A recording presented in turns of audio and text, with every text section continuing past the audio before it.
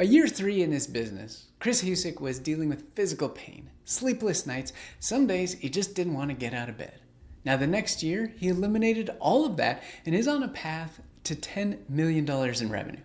I'm Nils Vinya, your business growth guide, and this is Chris's story of how he did it. Chris, welcome to the Courage and Breakthroughs podcast. I'm so happy to have you here as a guest on the show today. Thanks for having me. I'm excited. Looking forward to it. Oh, my pleasure. We're going to dig into a lot of things in the history of your entrepreneurial journey. We're going to explore some stories, and I want to get started way back in the beginning. So take me back to the early days and how did your journey into building Husek Brothers Fencing actually begin? My brother and I started the company back in 2022, but kind of before that, we had talked about starting something, whether it was a roofing company, a fencing company. We tossed around several ideas with some of the industry experience that we had. And then over time, just, chatted through those, talked about different things. It didn't align well for a couple of years while we were talking about it, just because we were living in two separate states. But in 2021, we found ourselves pretty close back together geographically. And then in 2022, we got ready to launch our own thing. And that's where it kind of kicked off. What were you doing during this time when you guys were talking about these ideas and whatnot? Where were you employed, or were you working for yourself or somebody else? We were working for another company, a large corporation, and doing in-home project sales. So kind of adjacent to what we're doing now with fences, a little bit broader with different types of projects. But most of our background for the last 5 to 10 years at that point had been with home improvement.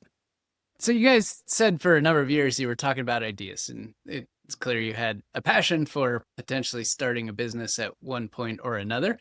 I'm curious, where did that come from? You were working for a large corporation, doing in-home sales, probably things were maybe decent. So what was the drive to leave that kind of environment and start a company on your own? There were definitely a few factors. I mean, one is, we want to be wealthy. And I think while we could have gone farther with, better income within the channels that we were in, we both realized, I think, that if we wanted to build true wealth, it needed to be doing something on our own.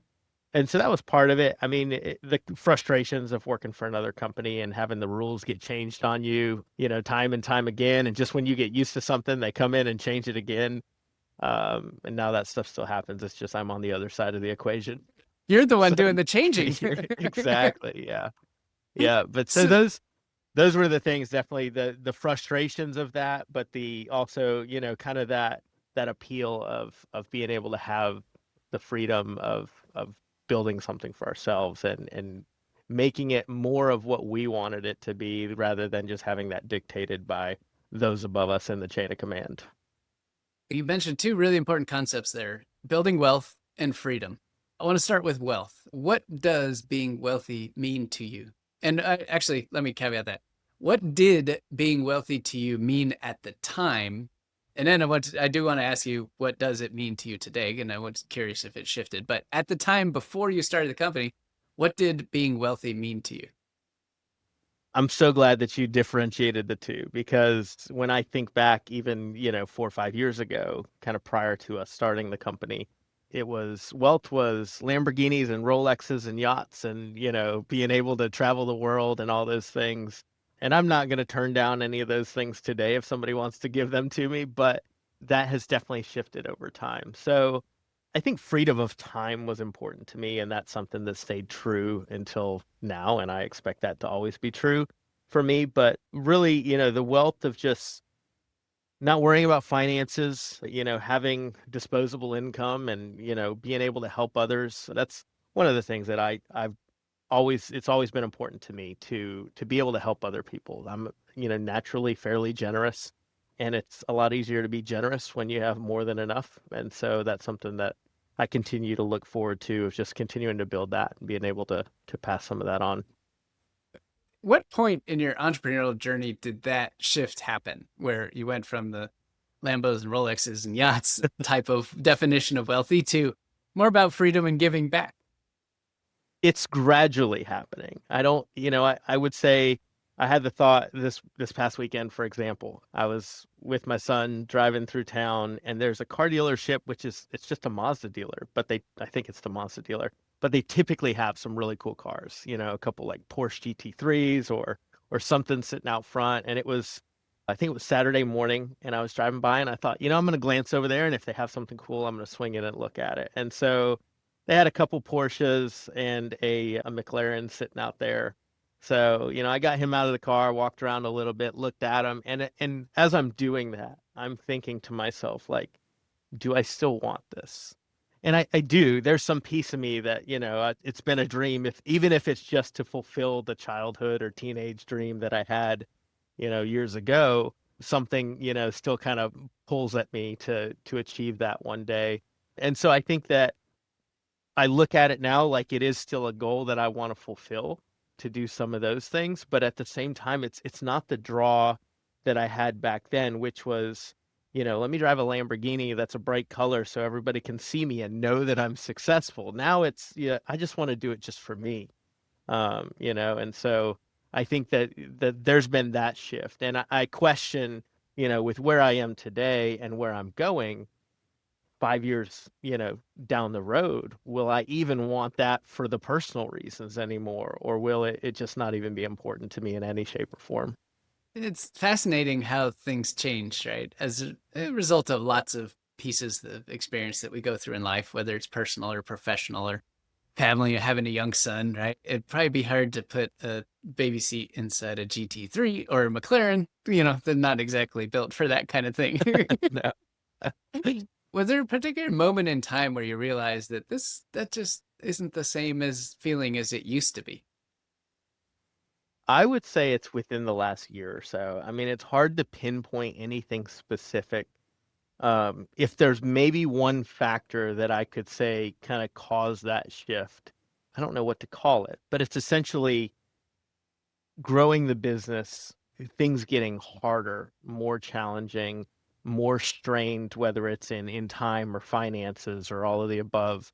And and I think those things, when you go through those kind of valleys in whatever aspect of life, whether it's business or personal life or relationships or whatever it could be, those valleys kind of reset what's important to you. And so I think that that's the biggest kind of marker that I have in that timeline, and the change of my goals and my desires and aspirations, is that when I went through some of those valleys, it kind of resets. Well, how important is that Lamborghini or that McLaren or whatever it might be? How important is it that I have, a nice watch on my wrist? Today I don't wear a watch, which has been very freeing. And, I kind of like that. So I think that those are the things that I look back and I think, okay, that's what reset what was really meaningful to me when I think about terms of goals or wealth. It's really interesting that the valleys and the tough times actually help shape your perspective of the good times and what you want Yep. to do with the wealth Yeah. that you build and the freedom that you have. Let's talk about some of those valleys. Take me back to one of those in particular. It's things that were really hard in the early goings of the company that maybe you didn't even expect or didn't even know was going to happen when you were working for that larger corporation, but you got into it, into business for yourself with your brother. And then all of a sudden things change fast. Yeah. It's interesting with our business, is fairly seasonal, and I know a lot of businesses are. But so we kind of rally through the summer, through the spring. Fall starts to level off, and into the winter, things can get really slow, especially like that Thanksgiving to Christmas window. As we grew the company from its inception, we were on a pretty quick growth trend. I think our first year over year was like 60 or 65% growth. And so that really helped mitigate a lot of the challenges of the winter, because we were just growing so fast that even as the winter, kind of slowed us down, it felt more level than a decline. And over the years, we've been in business now going on 4 years. And over those years, each year the growth is a little bit less percentage wise than it was the year before. And so we're maybe starting to feel a little more of the challenges, because we don't really have that strong growth to counteract the decline of the seasons. And so that was one of the first challenges we had, is, when going through a slow time and not really being prepared because we didn't know what to expect. And so getting to just really financial strains of the company, where thinking, are we going to make payroll this week and things like that, so those were some of the challenges that really started to kind of shift perspectives and thoughts on that, and things that I still deal with today as we continue to grow and learn from the historical data that we have, starting to get better at things to mitigate those things is really where we are now. You mentioned the struggling to make payroll at various times, Hmm. and I'm curious if you can share more about what that feeling was like for you, going from a W-2 job, and it was on the sales side, as you said, so there's, some base and commission, but it's pretty much always there, and if you sell and you get paid, right? Pretty straightforward. Yeah. Now all of a sudden you're in a situation with your brother and you have a payroll to meet every couple weeks, and sometimes it's easier and sometimes it's not so easy. So what was that like when you were going through that? And what is it like today if it's still happening? What's the feeling that you get as you are looking at that looming bill that you got to pay no matter what? Yeah, it's daunting. And I think early on, especially, I don't want to let people down. When I have employees that rely on me, and I know it's not just them, it's their families and their livelihood, and that's important to me. I care about people genuinely, and I always want to make sure that at least the people that I'm responsible for in some way, shape, or form are taken care of. So that's was one of the biggest challenges. It's just feeling like I'm gonna let others down. Like I'm fine if I don't have money to spend for myself, but when it comes to others, I definitely don't want to let that happen. And that's something that we avoided at all costs. And things were late from time to time, and we're not completely out of the woods yet, but those were challenges that were extremely stressful for me early on. And over time, things like that, different stressors in the business that were maybe new or things, that as we grew, new challenges came up. I got more and more used to that a little bit of figuring out how to deal with those things and learn that, everything's going to be okay on the other side of this challenge, just like it was for the last 100 challenges that we went through. But definitely early on, not knowing that, not having that track record and not really having the confidence in myself necessarily or in the business that I had built up to that point, it was like I felt like my world was ending sometimes. So And that you mentioned the stressors and that being a key one, certainly payroll and not letting other people down and your employees, their families, etc. Tell me about the toll that those stressors, not just payroll, but all the other stressors you mentioned. What is the toll on you personally? And what kind of situations did you find yourself in as a result of the level of stress that you were carrying, especially in the early days and especially during those slow periods of the year? yeah, so early on it was a lot more of everything was on my shoulders. At least that's the way I felt. I was not really relying on the team of people that I had around me to take any of that burden and share it. And I was trying to keep everybody else kind of sheltered from whatever challenges we had. So whether that was financial things where things were getting really tight or it was just, maybe we had too many jobs and not enough installers to get them done on the timelines that we had promised the customers, any of those things, I was trying to bear the weight of that and basically, put on a good face that, hey, everything's going to be all right. It's all sunshine and roses. And so what that created is a situation where it was just like it was my stress and it was my anxiety and my feeling of being overwhelmed all the time. And it was for the better part of probably the 1 year mark of the business, give or take, up until about the 3 year mark. For most of that, I was like dealing with physical pain from how much stress I was in. So just where my back and my shoulders were just, like aching all the time. And so, it was sleepless nights. It was staying up late to get things done or waking up really early to try to get work done.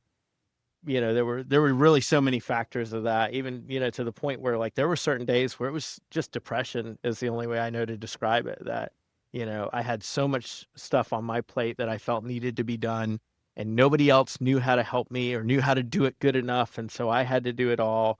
And to the point where I was almost, immobilized by that, I didn't know where to start. So I didn't do anything some days. And so just, those feelings of being overwhelmed are something that I hopefully never will have to, go through. And luckily, I think I've learned a lot along the way of how to deal with scenarios like that. Yeah, let's talk about some of the ways that you've dealt with those situations. Because at that time, it was really intense, and to the part where it manifested itself inside your body and made it really difficult to do just basic things. So, what were some of the things that helped you get through that? And knowing that every day, sometimes it was really, really hard to just wake up and get going. I remember I feel like I started counting this around week 90 or so. That's just kind of the number that comes to mind. So almost at the 2 year mark of running the business, and things were difficult. And I would just be able to look back and say, you know what, we made it through 90 weeks. We're going to make it through 91. And then we made it through 91. We're going to make it through 92, and so on and so forth. And so for me, it was just being able to have a track record of saying, you know what, I've dealt with problems and challenges. I've dealt with situations where I felt like there was no way out and I didn't know what I was going to do. And somehow here I am. So to be able to start to have that track record and that confidence that even if I have never dealt with this challenge before, I've dealt with 90 some other weeks of challenges. And then that number just keeps growing. And then, I tell myself to this day, I don't know how many weeks we're at exactly, but 200 weeks, give or take, I've figured it out, and I'm going to figure it out for 201. Oh, that's awesome. I mean, that's it's just incredible advice. Just thinking about, it's not about having everything dialed in or knowing how everything's going to happen perfectly. It's that, hey, I solved n number of problems over the last 90 weeks. I can solve problems again for another week and just keep it on marching. I mean, that bringing the goalposts sometimes in that stressful situation to that close, I mean, just completely changes your worldview, right? Because then you're not worried about Yep. what am I going to do in payroll in 3 months. You're worried about how am I going to make this week, and that's the only thing I got to focus on. Yeah, absolutely. There's one other big factor that I want to mention with that did a tremendous job in helping me grow out of that cycle of feeling so overwhelmed, and that was giving stuff away. And there's two pieces to that. I think, one of the pieces is giving away the tasks. So whether that was maybe the daily firefighting, handing that off to somebody else so that I could focus on bigger picture things, or maybe it might have been project management. There was a time where I was the project manager and I did every material list for a job. And, I talked to every client about when we were coming out to do their project, and I went out to do every estimate. And so over time, in order for the company to grow and for me to grow, I had to hand those pieces to other people. But I think the biggest thing in that is not so much handing the task, but handing over the knowledge and the responsibility and the ownership and the problems that went along with those things. And so that was a gradual shift that happened over quite some time. But as I opened up and started sharing more of the reality of what I knew about within the company and the challenges that I felt like I was facing and keeping to myself for most of the previous months or years, the more I shared that with other people, the more I realized that those other people on the team were more than willing to step into those roles and take over the ownership of those pieces of the business. And that's when things really started to flourish. And I was able to not have to worry about every little detail of project management or sales or customer communication or whatever it might be, because I had other people that were willing to handle those challenges. And then they just brought me the challenges that they felt that they didn't quite know how to handle or they hadn't run into before. And that's when I started, learning how to coach people and how to take my knowledge and kind of download that into them and my experience, rather than just, giving them the answers of, okay, here's what to do in this situation. And then the next time something like that comes up, they got to come back to me again. So the more that I've handed over the knowledge and the experience and the ownership and the responsibility and the stress, the more I've been able to grow and the more the company's been able to grow. That's a wonderful transition. What have you seen in the people who have taken on those responsibilities in that ownership and to some extent the stress, of course, too? What's been the reception? You said they were open to it, but what really happens when you actually let go? They do better. I think they thrive. I think it's where they get to actually enjoy their work rather than dreading it. When every move that you make in a job is dictated by somebody above you, I think that's when you're hitting snooze on the alarm clock. You don't want to go to work. You don't want to get out of bed. Sunday night, you're dreading having to wake up on Monday morning, that type of thing. But when you actually own that piece of the business, I think from what I've seen in my team is that they get excited about it. They're coming up with solutions and they're solving problems and they're thinking about how we move the company forward, or at least how we move that piece of the business forward. And so it's helped the company to grow, but it's helped them to grow as individuals. And that's something I think that we can all get excited about. Oh, 100%. I mean, somebody who's driven by their own growth and the growth of the organization is going to be infinitely more successful and just have a much better time and contribute at a much higher level than someone who's just being told what to do. That's what we Yeah. have AI for now, the Yeah. tasks.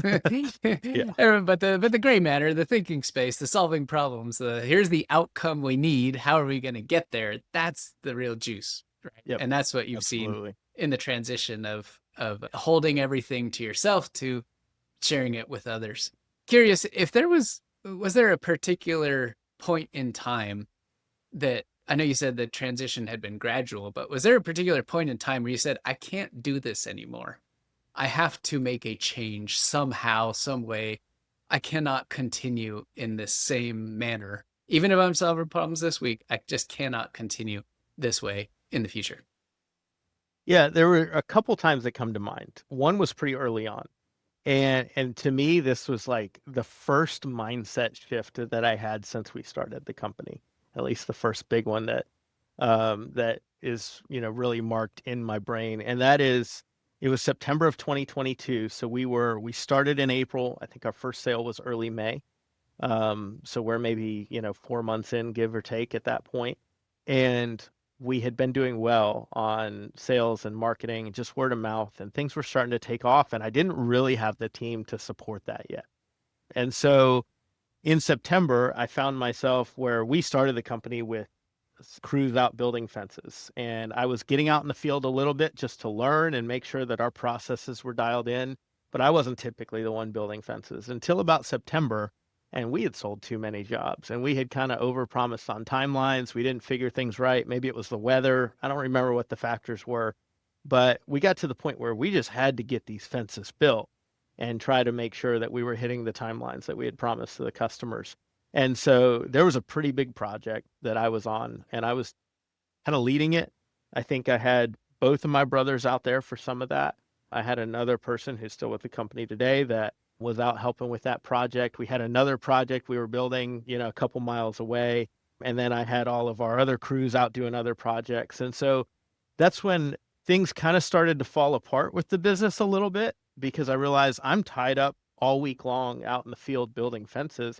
I've got customers calling, wanting estimates for projects, and I'm not even returning everybody's call, And so that's why I started to learn that if I want the business to grow, I can't get caught up in one small piece of the business, whether that's building, fences, or if it's production management, or if it's sales or marketing or whatever it might be. If I get fully bogged down into one small piece of it, the rest of it's going to stall. And so I spent, the better part of probably 30 days or so kind of living life that way, just overwhelmed out in the field. And the rest of the business kind of started to deteriorate and things were starting to slip a little bit. And that was the big mindset shift for me, that I've got to start handing this stuff off to the team and not let myself get caught up in it. So that was one thing. I think then another big piece that we experienced was just last year. So August of 2025, we were, give or take 3.5 years in at that point. And I was doing all the firefighting and all the problems were flowing up to me every time. And I had planned as, kind of my growth for personal that translates to business growth. Most of the time I had planned to go away for 10 days and go to a conference. And I didn't really know how that was going to work, because if I'm in a conference all day, every day for a week or so, what's going to happen with all these problems that typically would just be flowing up to me? So that's when we set up some processes and some systems, and we kind of nominated our second in command that was going to deal with the day-to-day issues or challenges that were coming up. And we just set the structure that I'm going to hop on a call with that person for 15 or 20 minutes every morning. We're going to talk about what challenges they couldn't solve from yesterday, and I'll offer some guidance. And then we roll through another 24 hours. And believe it or not, as surprising as it might be, the world did not fall apart in any of those 24-hour spans where I was not, reachable. So that was a huge shift in the right direction for me to start giving away bigger pieces of the business and moving into the role of leadership where I'm not focused on the day-to-day problems that happen all the time. I'm thinking more about the big picture things and what do we need to do to get to the next stages of growth that we're targeting as a company. All right, that's an awesome story. And take me to the moment that you had the first call, or maybe the second call on day one or day two, where you were still a little hesitant, like, is this going to work? Is it not? And 15, 20 minutes went by, you answered, you provided input, guidance, etc. And you hung Yep. up that call. And it was the first time you got the glimpse that like this could work. What was that feeling like? I think it might have even been a little better than that because I don't think we spent 15 or 20 minutes on that first call. I think it was basically saying, you know what? Everything that happened yesterday, we figured it out. And here's some things that I'm anticipating today that I might want some guidance on. And so, I mean, it was better than I could have expected. And maybe it's a little hurtful to my ego, but I wasn't as needed as I thought I was all those times when I continued to let everybody come to me for every problem that came up. So that was really encouraging to see that and to say, you know what, this might actually work. And then over the course of those next 7 to 10 days, that just kept getting reinforced. Like, I don't think there were any major challenges that couldn't wait 24 hours. And of course, there were some times where maybe I got a text and I was looking at those periodically and saying, oh, here's a quick answer to that question. But for the most part, I was hands off. And it was, I think, being thrown into that, kind of forced into it, was so great because if I had not booked that time to be away for those, days, I might still be doing that today. I might still be doing all the firefighting, but coming out of that 7 to 10 day away, it really shifted my mindset because I thought, well, if I could do that for 7 to 10 days, what's stopping me from doing it for not only another week or month, but like, why can't that just be the new norm?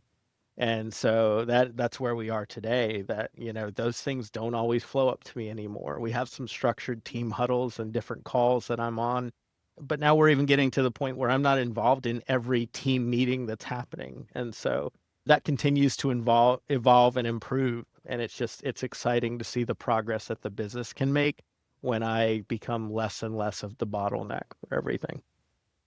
That's tremendous. And you touched on it a little bit that, maybe it hurt my ego a little bit that I wasn't as needed as I thought I might be. So tell me more about that and what that shift has been like for you, where literally you were the one holding everything together. And now your team is shouldering all the things that have to happen, all the burden, all the stress, and all the accomplishments. And you are there more as a visionary and looking at how are we going to double and how are we going to do that again? So tell me what that transition's like. Yeah, I think that there is this illusion that because I solved every problem that came to me, that I knew the best way to solve every problem. And I didn't personally believe that, but I think it created that perception for everybody else on the team. And so in handing those things away to other people, what it really helped me to show them is that, like, in a lot of those instances, I don't really know 100% that a certain solution is the best solution. I'm just willing to pick one. I gather information that I think is necessary, and I try to respond to those things fairly, like work through the information and the questions and things quickly. And then once we get to whatever the options are, let's make our best educated guess to pick the right one.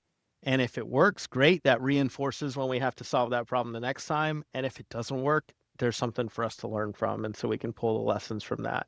And so that was really a big thing, I think, that was freeing for Alexis, who is that second in command person, that she was able to see through that process, that, like, just because I pick a solution all the time doesn't necessarily mean I'm always right. And so it's okay to make mistakes. Like, we're either gonna be thankful that we made the right choice, or we're gonna learn from whatever mistake we made, and we don't have to make that same exact mistake again. And both of those are good options. So that was really, a good point in in the growth of the business is giving the people the freedom to fail, I would say. Yeah, that freedom to fail is a irreplaceable thing. It's just like your vacation, or not vacation, your trip to the conference. It's like you couldn't get the same result if you did not force yourself to be gone for that period of time. And you Yeah. can't get the same result if you don't give people the freedom to fail. Like it is a known constraint, I guess, in order to get the outcome that you want, which is ownership, pride in taking ownership and ultimately getting the best outcome, whatever it is, even if it wasn't your idea. Yep. Yeah. Absolutely. So there was a point in time at which we got connected and sat down and have a conversation. Could you share a little bit about the state of the business when we first had that chat at that Starbucks? And we spent we Yep. spent it was a good 90 minutes or so talking Hmm. about what was going on and where you were and why that was the right time to reach out and ask for some help. Yeah, absolutely. Um, there were probably multiple right times before that, that we hadn't, we didn't know each other. I had explored different options, trying to find a solution, and a lot of what I explored didn't necessarily work. I was going into it pretty blind. I had never started a business or run a business or grown a business before. And so when I look back at the previous 3 years or so of trying to run the business and trying to grow it, it was just trial and error. And I was making the best decisions, but I had no experience to back it up. So making the best decisions I could with the information I had, which was very limited. So I think coming into that conversation for me, it was 3 years or so of I've tried this, I've tried this, I've tried everything I know to try, and it's still not working. We're growing, but the challenges are growing, and the stress is growing, and everything continues to feel like it's falling apart every day. And I'm getting tired of trying to hold it together, So that's really where I was at that point. I think, the other challenge, not to sugarcoat anything, I mean, um, it wasn't just depression and anxiety. It was thinking like, I might rather not wake up tomorrow than have to deal with another day of this level of stress and anxiety and feeling overwhelmed and feeling like there just is no way out of this situation. And this, I've created a pretty big animal at this point and I don't know how to defeat it. So, coming into that conversation, I would say that the best thing that I did is just be open and honest and say, look, here's what's really going on. When um, I cared a lot about what people thought of me, through my teenage years, through my 20s, um, and that got me nowhere. And so, as much as it would be nice to sit there over coffee for 90 minutes or so and just impress you with all the good decisions I've made for the last 3 years, I told you about the ugly stuff. And so it was nice. Like it felt like at least I wasn't alone, and at least I had somebody that might be able to support me through some of these challenges that I was dealing with for the first time, or maybe ones I had been dealing with for 3 years straight. Um, and I think so there was some hope in that. Somebody, just whenever you're going through a difficult situation, it's the person, sitting next to you while you're, grieving the loss of somebody or whatever. Just not being alone anymore was very encouraging. Um, and so, I look back at that time and I think, there was one small piece that I kind of touched on earlier when I said I don't wear a watch. And during that meeting, I mean, I remember that I had my Apple Watch on and it was supposed to make my life easier and better and get me more organized. And in reality what it was is literally minute after minute after minute my watch is vibrating with notifications, whether it's employees calling or texting me or whatever, and none of it's ever good. Nobody's calling to tell me that, hey, we just made an extra $1 million. It's this is wrong and that's wrong and this customer's mad and this project's going wrong and this installer's not happy and all these different things just coming at me like rapid fire. And so you mentioned to me that you got to get rid of that watch, and so I did. And that's been one of the most freeing things, and it was a gradual shift that happened in many different ways. It wasn't just the watch, but that watch is symbolic of one of the shifts that we were able to make coming through that conversation and beyond, as we started to refine me as a leader rather than just, you know, the single point in the company where everything flows and all the challenges come and all of that. So Yeah, I remember distinctly how open you were in that conversation. And I told you at the end, I said, I sincerely appreciate the openness with which you shared everything with me, the good, the bad, the ugly. yeah, Because that's the only way I can truly understand the situation to know how to help you. And thankfully I was able to help you. But without that, if you just blew smoke for 90 minutes, it would have been interesting conversation, but we definitely wouldn't be here today. That's for sure. exactly. Yeah. Okay, so we ended up working together, and we started with 2 days of what we call base camp, and this was designed to get your entire leadership team aligned around what the foundational building blocks of the business, and some things you probably knew, and some things you hadn't or didn't know, or hadn't codified, or hadn't gotten clarity on.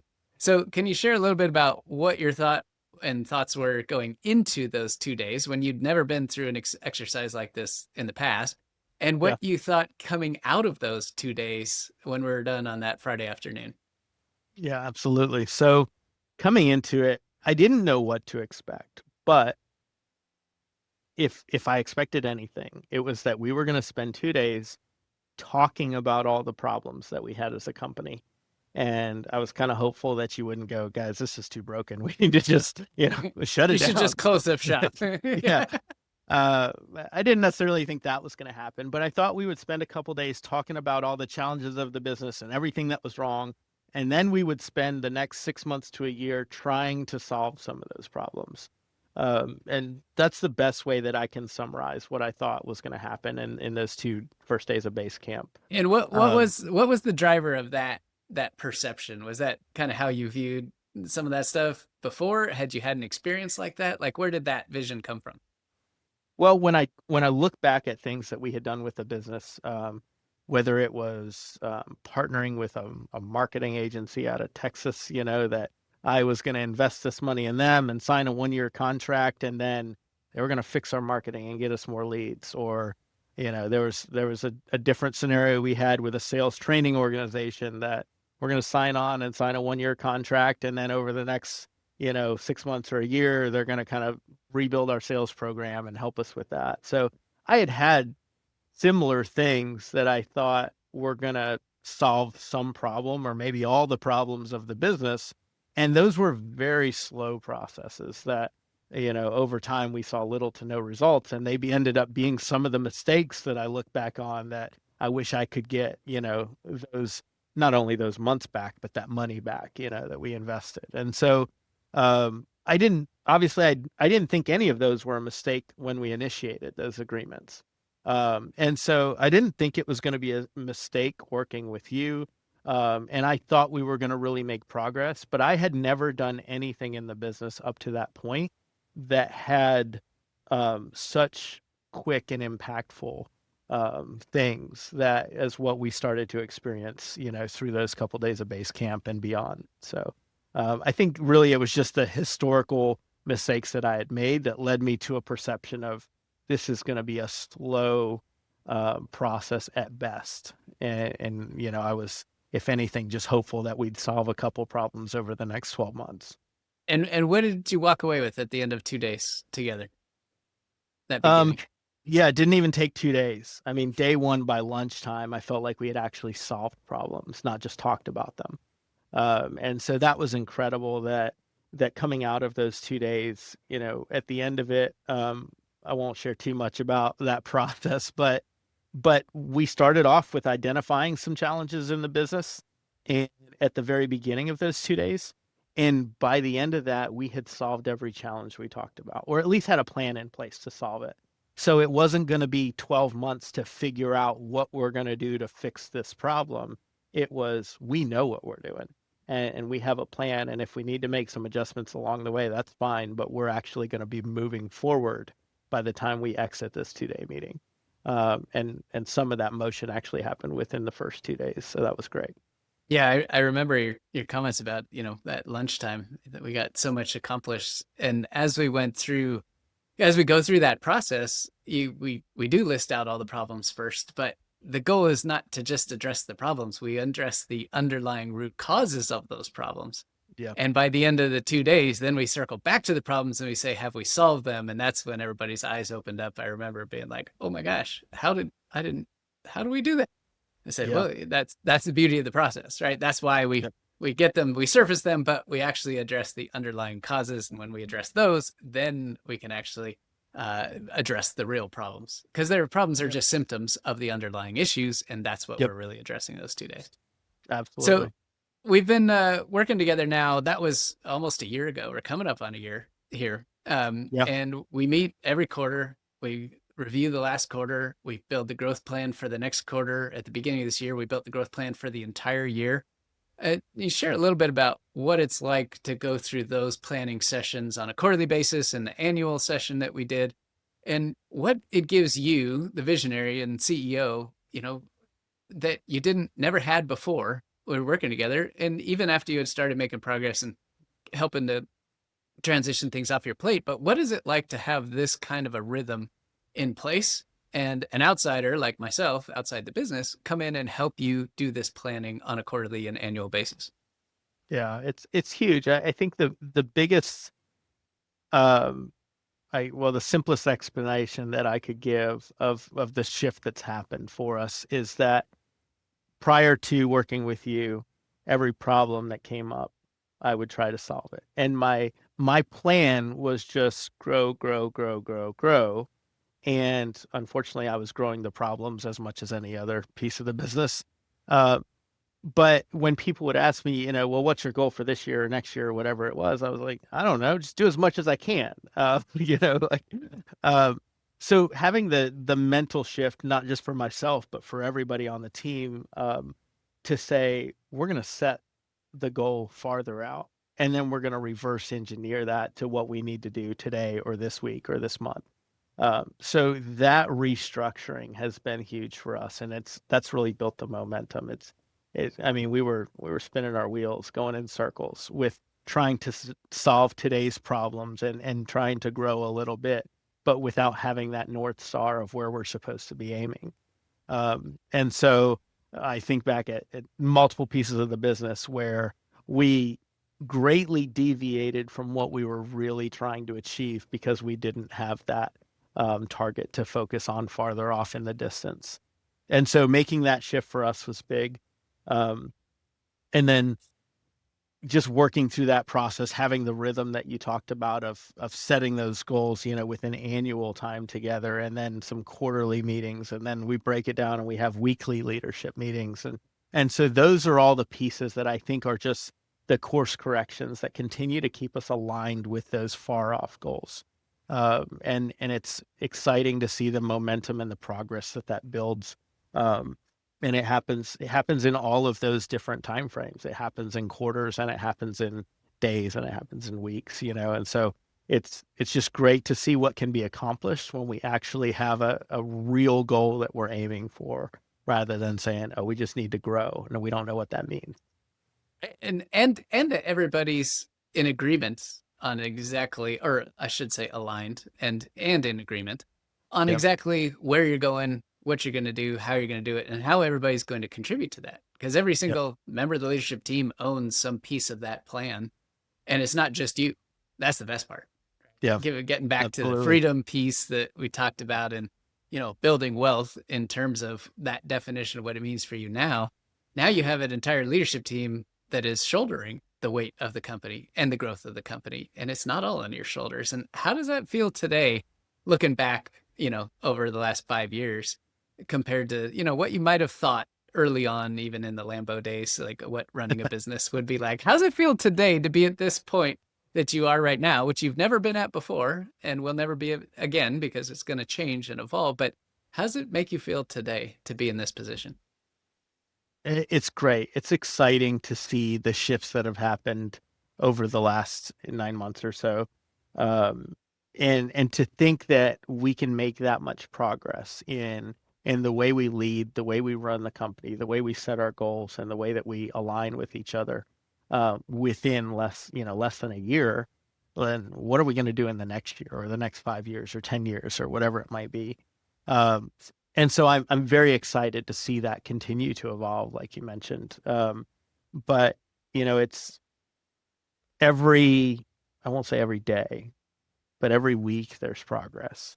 And I don't mean progress in the company, there is, but progress in how we operate and progress in me continuing to hand pieces off to other people and those people accepting that responsibility. And then we're starting to see the layers of it's not just everybody under me. It's, I have people that are operating under me that then have other people reporting to them. And so we're starting to see that build within the company and that people are responsible for their piece of the business. And then they delegate other pieces of that to people that are then responsible for those. And so having that chain of command and having that hierarchy is I think starting to really unlock the growth of the business.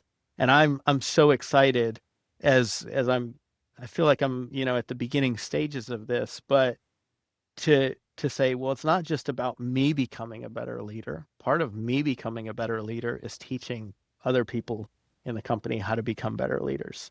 And so now I don't need to teach them how to manage projects any more than I need to teach them how to lead other people. And so I'm learning what I'm learning, whether it's reading a book or listening to a podcast, or even, in conversations with you where we're working on how we lead or how we handle situations, how we hold people accountable, how we set expectations.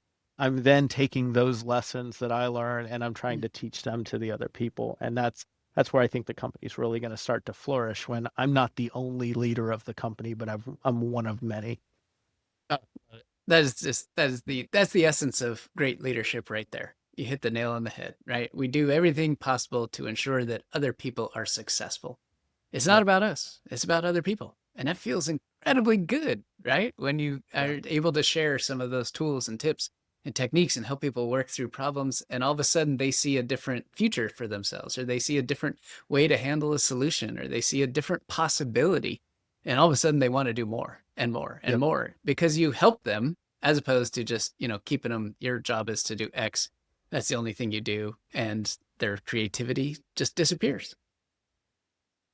So, Absolutely.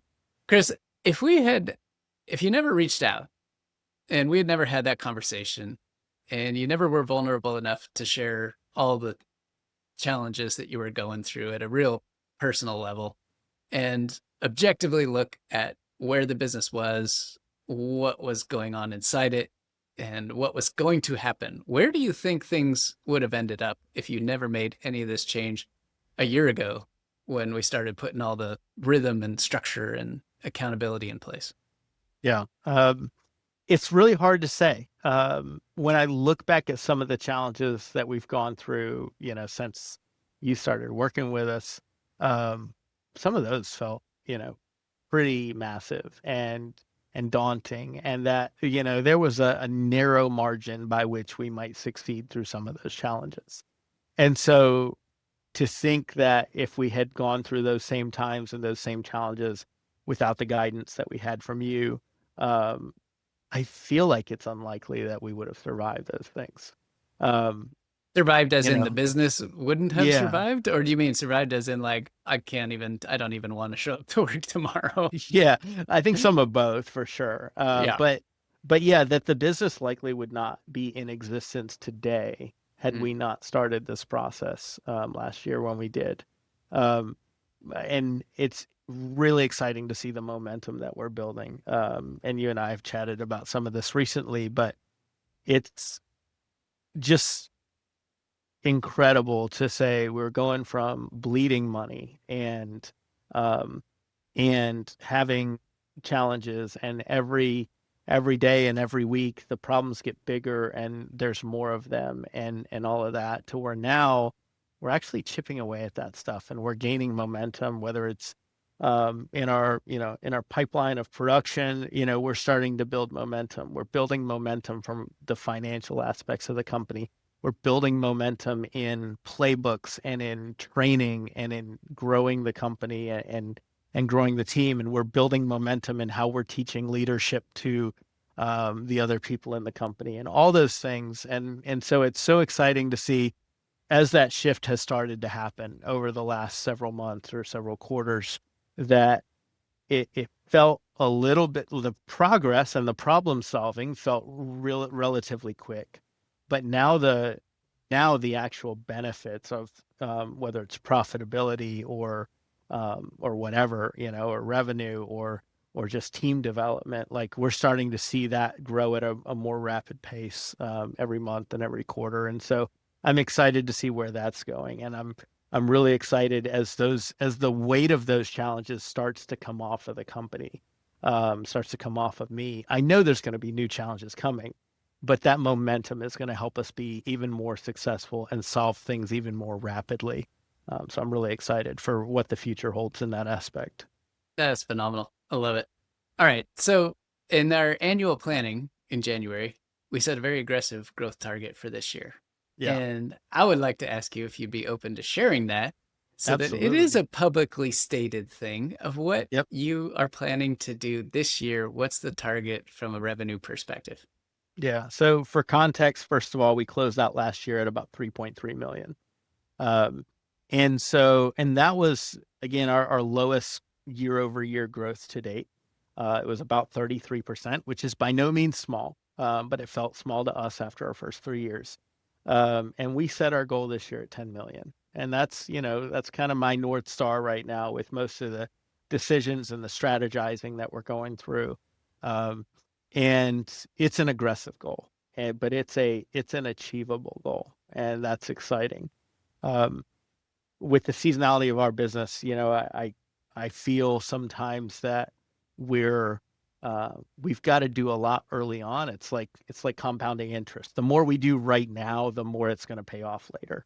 And so that's a little bit it creates some pressure, but it's a good pressure. It's healthy, I think, and it's really motivating for me.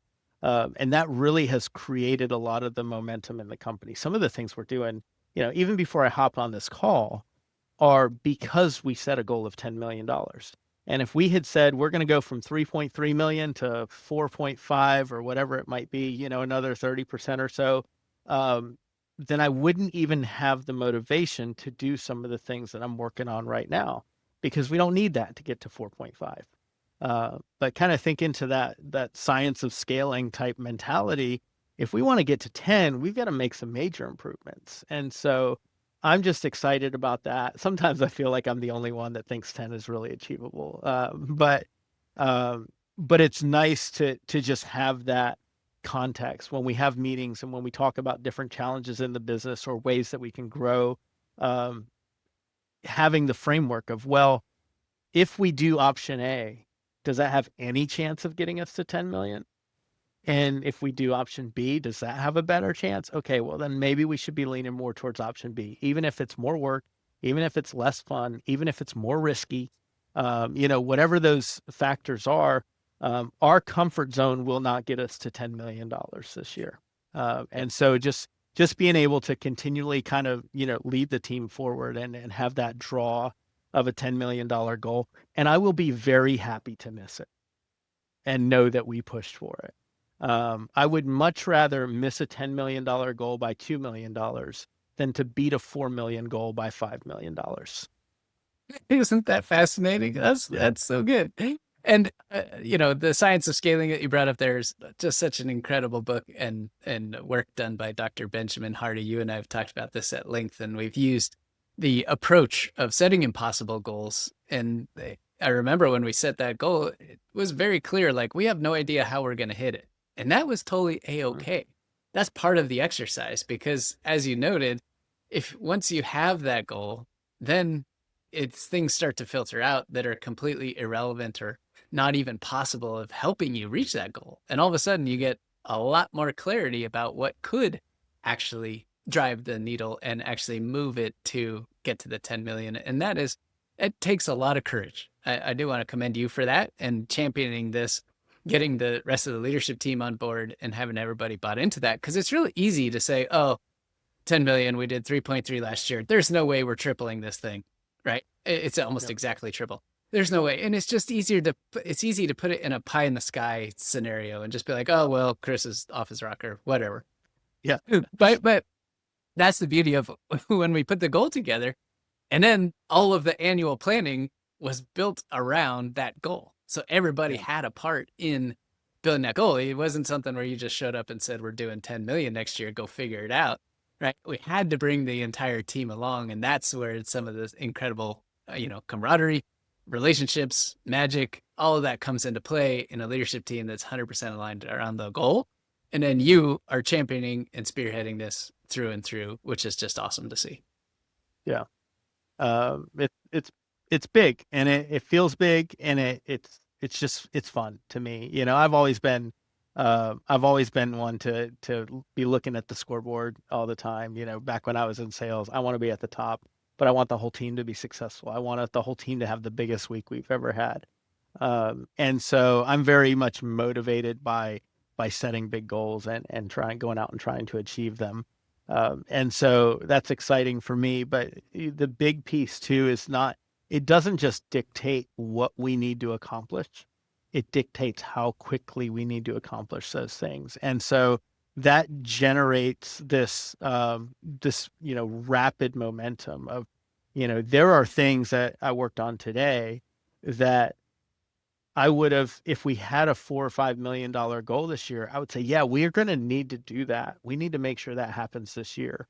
But instead, because we're trying to hit 10, I'm like, no, that needs to happen now. That's got to happen today, this week. Like, we've got to get the ball rolling on this. And so I'm just excited for what that does for the company and for the team, that it not only pushes us to achieve things that we might have never achieved, but it sets the pace for how quickly we need to be acting. And so, that's why most of the decisions we make, challenges we face, the strategizing, you need about 5 minutes of conversation. And then you got to pick and you got to go with it.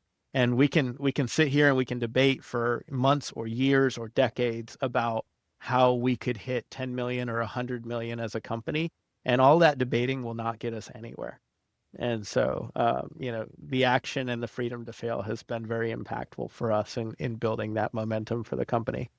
Love it. Chris, awesome. All right. As we begin to wrap up here, I want to ask you about your advice that you would share to another CEO who perhaps is in a similar situation to you in previous years where, things are a little rough. There's a lot that depends on them. They are key to, like, literally the linchpin holding everything together.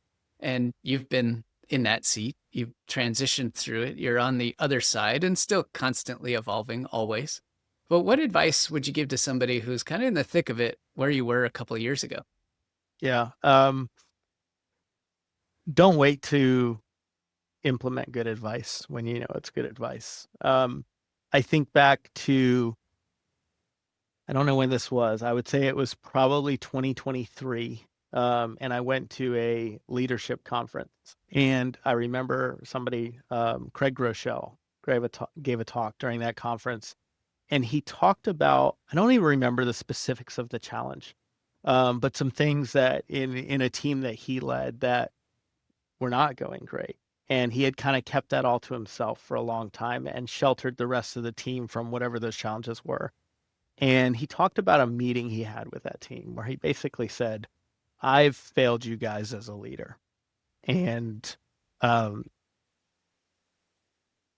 he started giving them information and insight and knowledge and ownership and responsibility.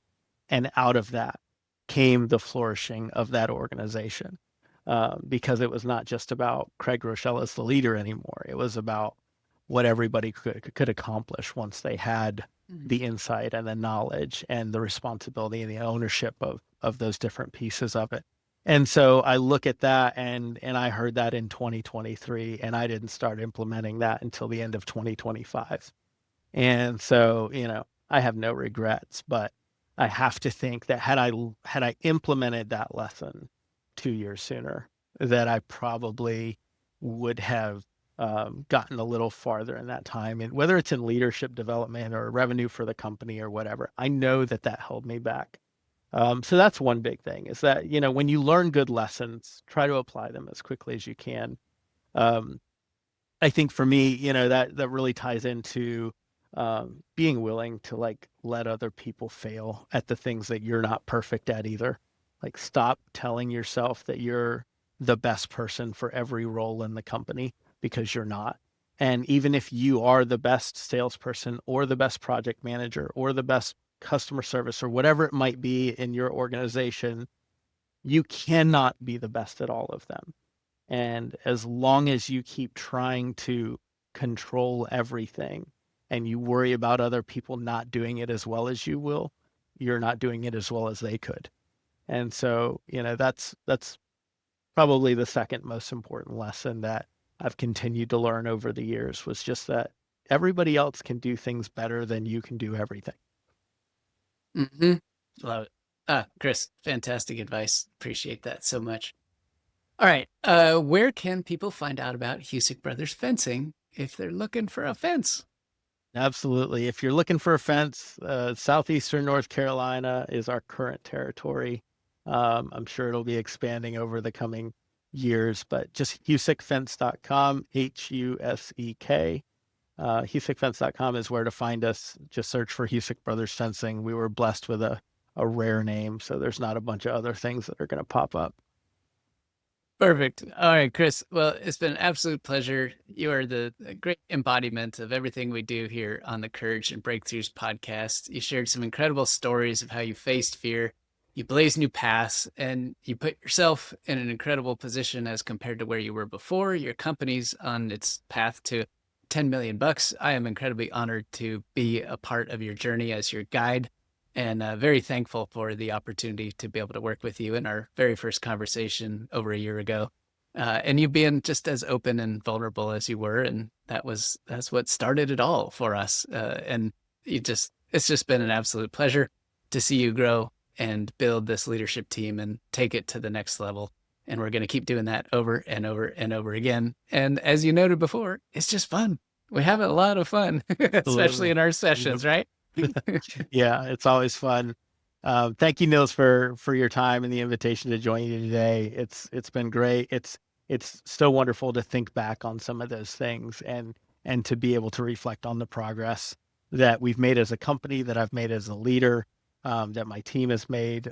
Those are just great things to kind of have my memory jogged about. And so I'm excited for where we are today, and I hope we get the opportunity to have a conversation like this maybe another year down the road and talk about some more big wins. So, I was just thinking that we got to line up one for the beginning of next year, and we'll do a report back on that 10 million and share some lessons learned and what happened, what didn't happen.